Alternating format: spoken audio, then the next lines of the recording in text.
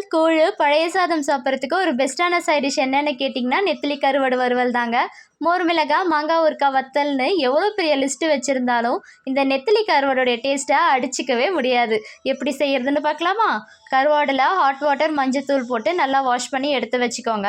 இப்போ தோசை கல்லில் தாராளமாக எண்ணெய் ஊற்றிட்டு ஒரு 3 கொத்து போல் கருவேப்பிலை போட்டு இது கூடவே ஒரு மீடியம் சைஸ் வெங்காயம் இது நல்லா வதங்கினதும் வாஷ் பண்ணி வச்சுருக்கிற கருவாடில் 1/2 ஸ்பூன் மஞ்சத்தூள், 1/2 ஸ்பூன் அளவுக்கு வெறும் மிளகாய்த்தூள், 1/2 ஸ்பூன் தனியாத்தூள், 1 ஸ்பூன் குழம்பு மிளகாய்த்தூள், தேவையான அளவுக்கு உப்பு ஓரளவுக்கு பார்த்து போடுங்க, ஏன்னா கருவாடுலேயும் உப்பு இருக்கும். இது எல்லாத்தையும் நல்லா மிக்ஸ் பண்ணிவிட்டு இந்த அளவுக்கு வெங்காயம் வதங்கினதும் அதில் எடுத்து போட்டுடுங்க.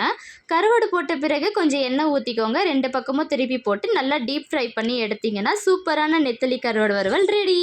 இது கீரை கடையில் கிள்ளி போட்ட சாம்பாருக்கு கூட சூப்பரான சைட் டிஷ்ஷாக இருக்கும். ஸோ கண்டிப்பாக ட்ரை பண்ணிவிட்டு மறக்காமல் கமெண்ட் பண்ணுங்கள். அண்ட் ஆல்சோ நம்மளோட சேனலை சப்ஸ்கிரைப் பண்ணிக்கோங்க. Bye bye.